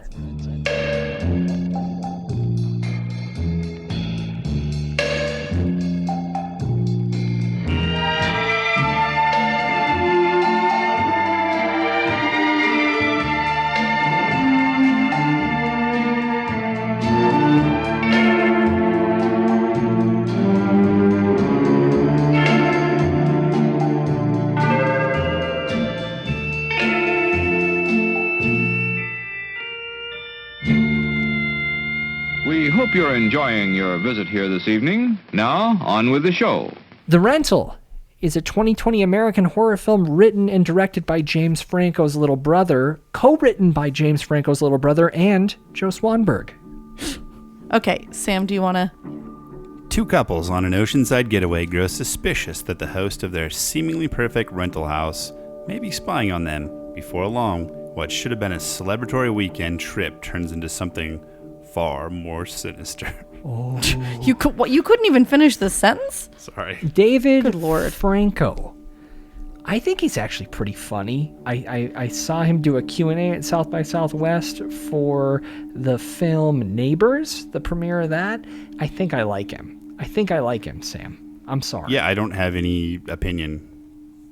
I really don't. He seems funny and he's a good actor, and I think he's less gross than his brother. Well, it would appear. It does seem there are though. less. I should say that there are Edward. Ooh. There are less claims about him being gross. Well, and this is his directorial debut. He wrote this with one of my favorite directors of all time, Joe Swanberg, one of the founders of the genre mumblecore. He also had a huge hand in the VHS franchise. Yeah, I just like him. I like him a lot. I don't know where you stand on that. This By now? I do know. I'm just nervous about it, Sam. I liked this a lot. Yeah? So first of all, we've got 4 characters that are, in my opinion, well acted. And though I immediately loathed one of them. Okay. I mean, do you I want do to go think through we were them? supposed to. We got Charlie, played by Dan Stevens, who he was in The Guest. He was in what is that one? The Netflix original Apostle. He was in that as well. Sure. Oh, that was a good one. He's done a great job of putting himself in a lot of pretty solid genre films, I would say. I mean, okay, that's fine. He was the one, not the actor, but the character. I just wanted him to die immediately. Kelly has a very hard time separating the actor from the role. He made me so angry within the first 5 minutes of the movie. I'm like, this guy is horrible. Well, I mean, Kelly, this is a most cringiest. True. No, I think he's a great actor. You're talking about the character is cringy. Yes. Uh-huh. Yes. So yes, that cringing. guy. I think so that, much cringing. Kelly, this is a very effective film to you because it is basically a relationship horror film, and I should expect that from Joe Swanberg. Let's just be clear. It's not as much a relationship horror film as Midsommar. Sure. But it is still a relationship horror film. They make your heart hurt, and it's an uncomfortable film. Soul as well. Alison Brie plays Michelle, who is Dan Stevens' character Charlie's wife. Alison Brie is also Dave Franco's wife, which is cool that she was involved in this project. I always forget that. Like, you tell me that every time. Yeah, pretty much every time. Do not engage in a creative endeavor with your spouse. It's Hey. All right. Kidding. I love you. Alison Brie killed it in Horse Girl earlier this year. We had a lot of fun with that. Loved that. But yeah, and I think she did a great job in this. Killer sweater, that like vintage knit sweater. I'm gonna. I love that you noticed that. I didn't notice that at all. Feel it crawling across my skin. I'm sorry, but I mean, very uncomfortable, but looked really cool. And then we move to Sheila Vann's character, Mina, who is Josh's girlfriend and Charlie's business partner. Josh is Jeremy Allen White, who most people would know from the TV show Shameless. He plays Philip Gallagher, Lip. He has a very stupid face. Okay, listen. I loved him though, especially in this great. movie. He was great. I really liked him a lot. And Josh got in a little bit of trouble with the law. Did we figure out why he went to jail? I don't recall. Yeah, he beat somebody up. There was a. That's right. It was like a con. There was a. It was like a Con Air thing, right? Yeah, you might have missed it because it was some like super subtle. Yeah. Exposition there that just like flew totally under the radar. Sure. Very natural. So they are celebrating the funding of a project. They are like Silicon Valley type. Yeah, they weren't nearly as fun as Silicon Valley. You know, some computer thing. Everything's computers now. Yeah. Byron. And do you think that was a realistic portrayal of those types of folks? I don't really know. I don't know. A bunch of pretty smart I don't people know made many a bunch of of them. money. A bunch of pretty smart people are celebrating the fact that they just got a bunch of money. We should find some pretty smart people to make us money. But you know what? Let me just tell you, Charlie was an asshole. Sure. And he didn't deserve any money. And I hated him so much from the first scene on. Okay, we got that covered. Yeah, let's move away from I can't let go. I'm really sorry. I can't let go. To celebrate the occasion, they decide to rent an oceanside house for a weekend getaway. A lovely place. And it is... listen... I think this is always so uncomfortable. The one thing I don't like about Airbnbs are the places that don't have just the keypad that lets me in. Yes, where you have to talk to somebody. Fuck that. They should say that. Talk to someone. I don't remember the last time I saw one of those. Although I do want to bring something up about this because this immediately caused an interesting discussion between Sam and I. Okay. So As you know, Sam and I have been known to frequent The an coast. Airbnb or two. Yes. And Really, it's just 2. when Ever. when we go to Airbnbs, I am frequently annoyed because my husband finds it necessary, if there is a locked door in the Airbnb, he will pick the lock and he will get inside That of is it. not true. Sometimes if the hinges are on the outside, you can just pop Literally, the hinges off. he's popped hinges. I'm going to say allegedly on all this, just to Yes, protect all us. totally All allegedly. of these things. All of pick, these things. like pick in huge air quotes. It does seem like in a Depending on handful state of the law. ones I've been, they always have a locked door, and I don't like it. I know all that's in there is like cleaner Cleaning supplies. Yeah, 401 or extra toilet paper, maybe towels Or a dead body. Squatters. So in the middle of this movie, I said to Sam, I'm like, so is this why you always open those doors? And he's like super smug. He's like, yeah. Of course, I don't think I was more smug than normal. You were smuggy. We'll talk about I spend a substantial... Yeah, okay. Anyway. We will talk about that because I think that there's definitely some things we need to talk about that are going to be in the spoiler territory. But leaning in more into this relationship horror, there's so many elements of like insecurity in the relationships that these couples have, and the dynamics of their relationships are complicated because there's a lot of like respect for talent versus insecurity, and having all this success really cranks up a couple relationships, and it makes and things... also they all have these friends that kind of like talk like that. Yeah, and that would be awful. I don't know. I actually found Michelle's character, Alison Brie's character, to be very endearing. Mm-hmm. And even though Josh was supposed to be a bit of a screw up, I loved him from the get go. He's got a I thought good he was heart. Great. Yeah. I felt for pretty much all the characters, even the ones that made the mistakes, because it's obvious that there was chemistry that was kind of mixed up in this. It was not just a straightforward situation, you know? And I think that they did a great job of portraying that. I think the chemistry between all the characters was really good, and it was a very believable situation, as unfortunate as it is. And Joe Swanberg in a lot of his films addresses the same elements, whether or not they're horror films. Mostly they aren't, but they all kind of have this human, confusing relationship drama. I agree with that. But it's not fun. It's not like a fun thing to watch if that's not... No, you can see it coming too. You can see it's like this awful snowball that's just rolling down the hill, and you're like, oh god, this is gonna get really bad. Which is cool. I mean, it's gonna get really, really bad, and it was very bothersome. When this is happening, it's a good time to take drugs, right? Oh yeah, great time. Great time. Hey guys, things are a little weird right now. Let's just cool out with some rave drugs.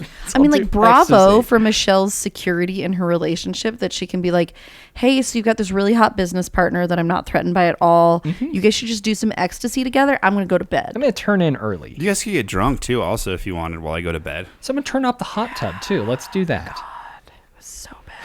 Here, the writing's on the wall. There's a lot of respect between Charlie and his business partner Mina, but there's also a bit of an attraction, and maybe we should do a dead giveaway.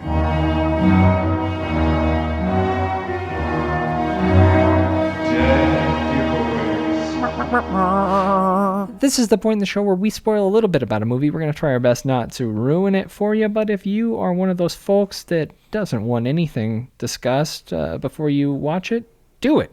Go watch the film. It's available now on VOD because it was supposed to be in theaters. It did pretty well in drive-ins. And who are you, alien? But yeah, they did really well. COVID-19 kind of got in the way of this thing, so go check it out. Yeah, there's some cheating going on. Oh, and it was like, that was one of the most uncomfortable scenes I've ever watched, because you just knew. And I'm just like, oh my God, just get it over with, please. Oh. Yeah, I mean, you felt it coming. And I think that was really effective, and things moved to the shower. But we totally missed an element of this film, which we definitely need to back up and talk about. This rental did not have a keypad to let you in. It had a gentleman who is the brother of the owner of the property, and he's a bit of a creep, which I actually don't even think... He's a racist a-hole. Yeah. So Mina tried to rent this property, at the exact same time as Charlie did, I believe. And she was turned down. Charlie was accepted. So she believes that this gentleman didn't let her in because of her name, I believe. He seems like a piece of shit. But he does. Remember, he dropped off the telescope for them to look at the stars. Yeah, but he just came in. Oh, nothing bothers Sam more than that. Like when we rent a house and somebody comes in unannounced. Well, it's better than them coming out of the locked door. No, because that's fucking cut and dried. That's true. You stab him with that big butcher knife from the kitchen a few times. But he's not. Let's not do that. If it was an 80s slasher, this is like the creepy janitor. He's played to be the person we think is going to do something wrong. The creep. There was some smooching in a hot tub, and then it moved to the shower where something was discovered. And that thing is a small camera in the head of the shower. God, I just can't imagine ever discovering that is the thing about me. Like, you don't check for cameras? I would be so oblivious I to check, any of that. and I've like every time before we go to Airbnb, like this has happened. I'll get into a loop of researching like camera detectors, and there's just like nothing that's good or reliable or Hold cheap. on, wait. Can we stop for a second? There is such thing as a camera detector? Oh yeah, you wave that wand that goes whee whee and searches for signals. Yeah. All right, we're clear. Yeah, you check a room for bugs. You never been in the witness protection program? No. I guess Kelly's just not important enough that people want to bug her all the time. I guess so, but yeah. I gotta watch out for it. Wow. Okay. This is actually one of the reasons one of my staff picks was Hangman, because in that situation where they come home from a vacation, their entire house is bugged with cameras. Remember that? Huh? Remember that? That was a good show. It was a blast. But there's not just cameras in the shower. We should talk about that sometime. We could talk about that. Or you could go back Totes to my episode goats. 68, which was also the Mothman part 2. Yeah. God, Mothman, I miss him. Yeah, it was a great time.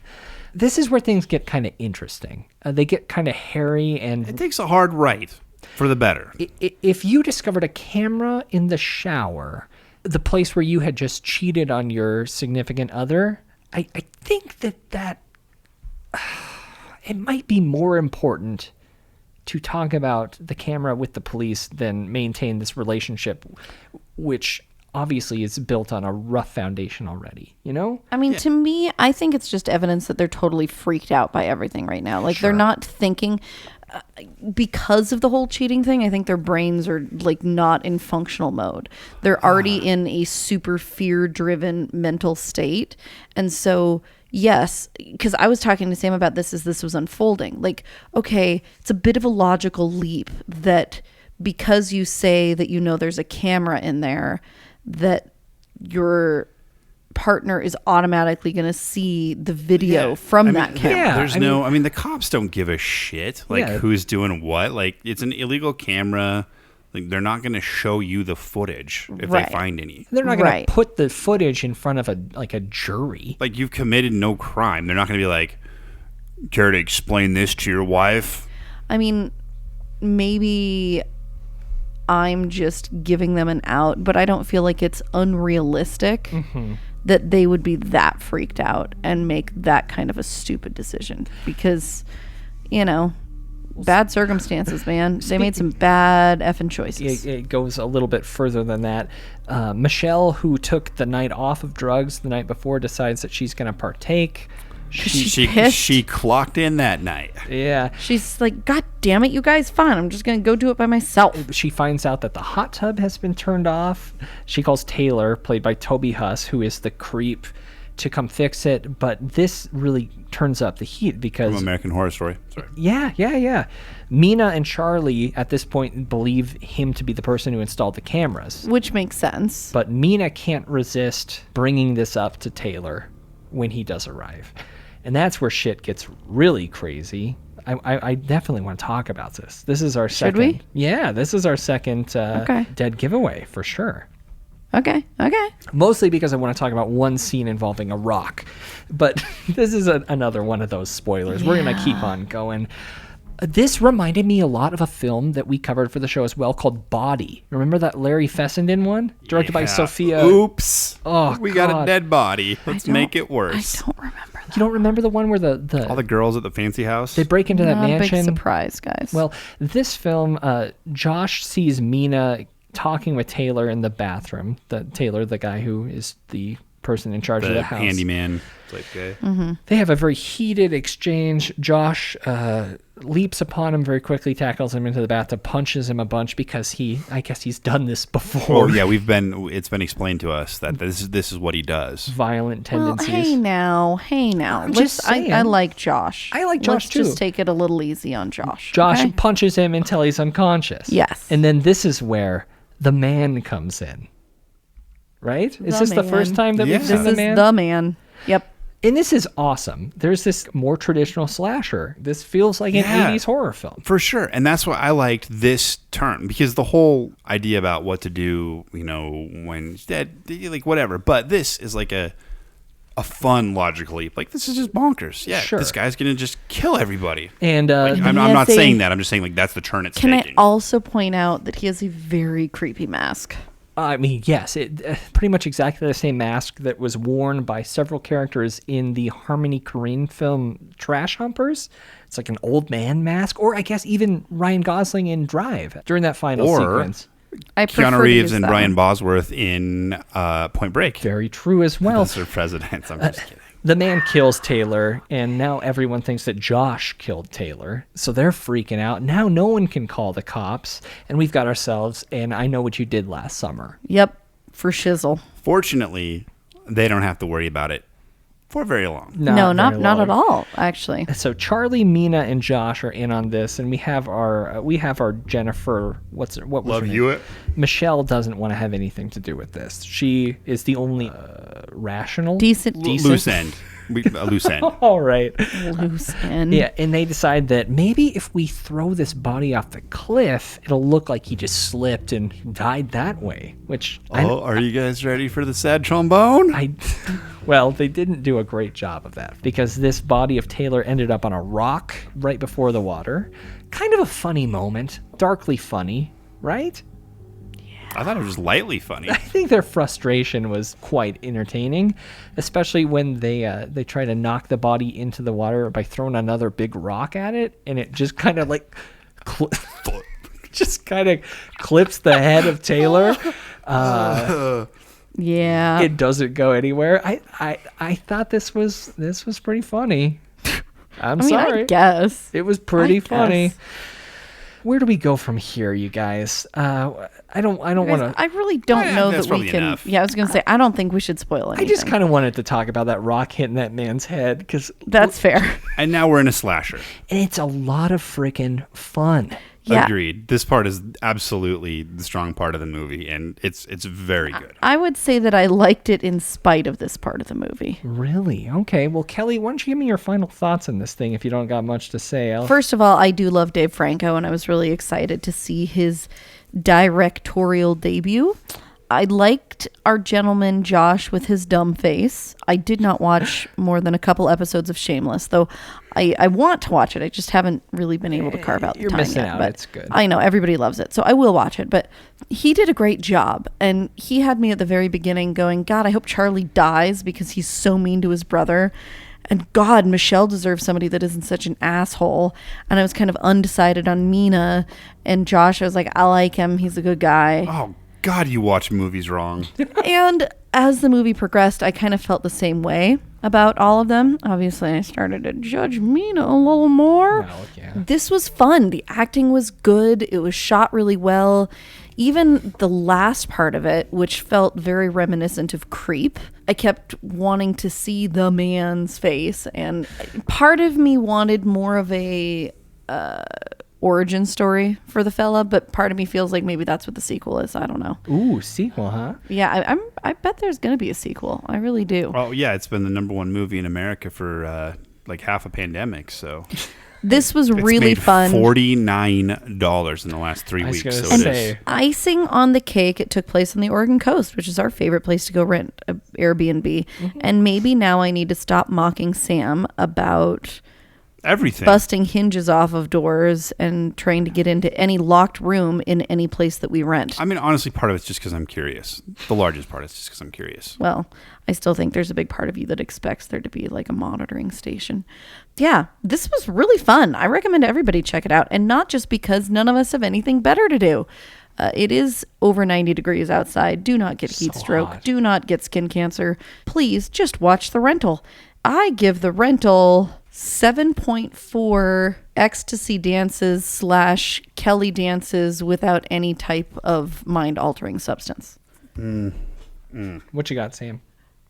The kind of establishment part of the film, like the whole first act, I just don't, it's not a style of dialogue that appeals to me. It seems wildly implausible and unbelievable in like a different way than 80s slasher horror is, but also like just super stilted and unnatural. So I did not like that. I just don't, it's dull to me.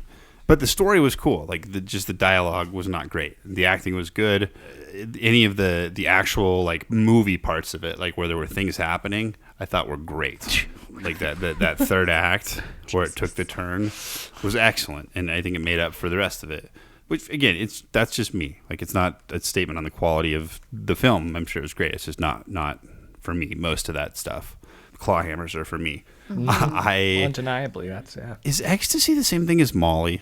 Yes, I think mean, because so, they like switch right? back and forth. Some cool kid's going to tell us. Because we're fucking dorks. Oh God. Yes, I am going to give this film, The Rental, 6.5 broskies. The broski scene was pretty fun. I blocked it out until just now. Bro Ryan's belt, pop in a bromantic comedy, Broseph Gordon-Levitt, walk along the broshin, sand between your bros, your brom away from brom. That was not my favorite scene. The dialogue was exceptional. Everything they said was realistic and good. I agree. I'm being Oh my God, you're not a real person. Byron's not a human.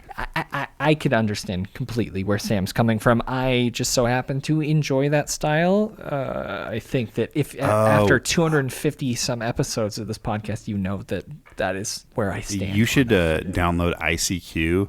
Oh yeah, and start talking to chatbots. I do feel like a chatbot sometimes.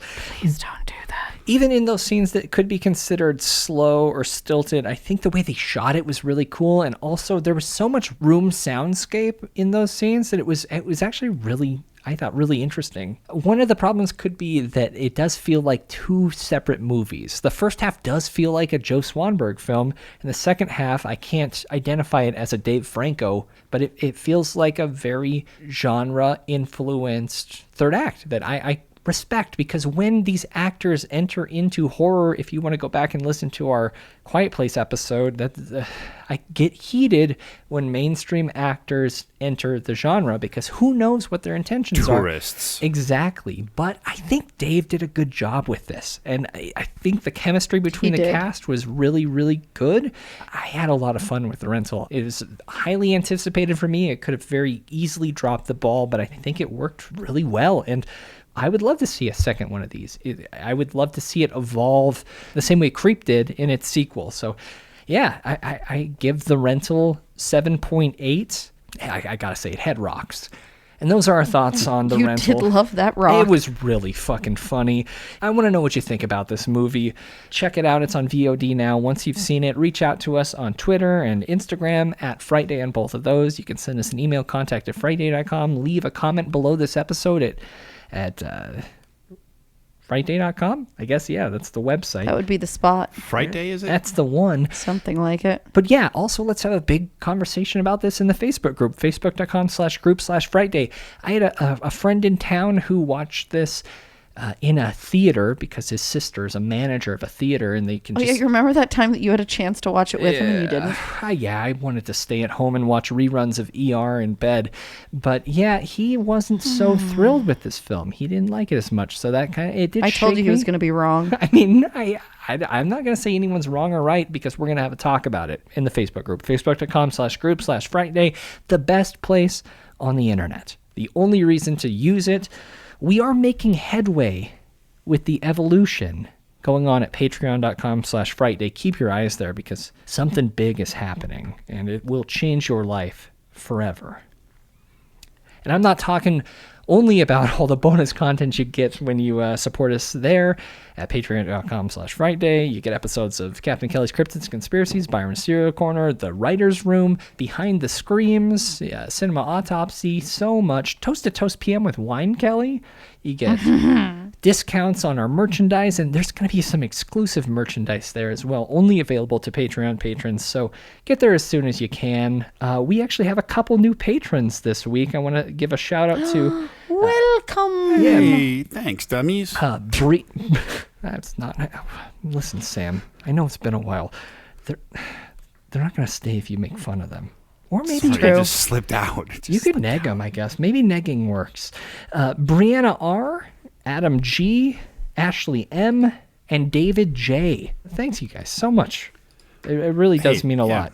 I was kidding about the dummy thing. Thank you guys very much. We really, really He appreciate was it. kidding about the dummy thing. Yeah, the sooner I was don't making have fun of us, not you. We're the dummies, and honestly, thank you guys so much. The sooner that we hit some upcoming landmarks on there, the more stuff that we can get to you, and the better quality. Which is great. But if you can't support us on Patreon yet, stop listening.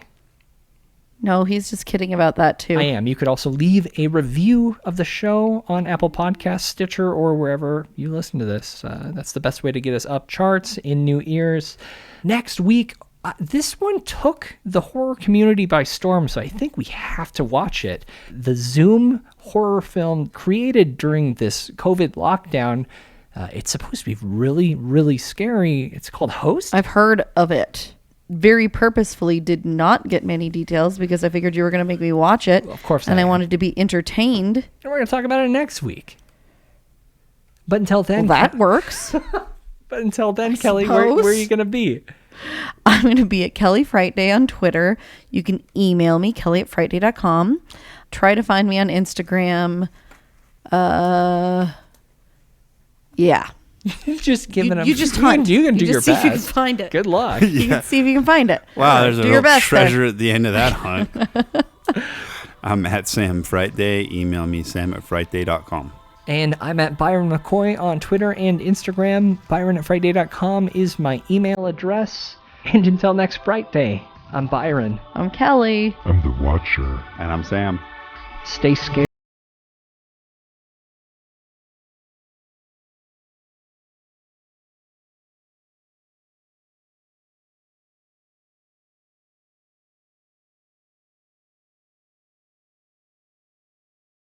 It's the Historic Mysteries link. It was just the second one I've that got I it. So texted where's you. the second letter? It's under the header that says second letter from the Watcher. Are you sure?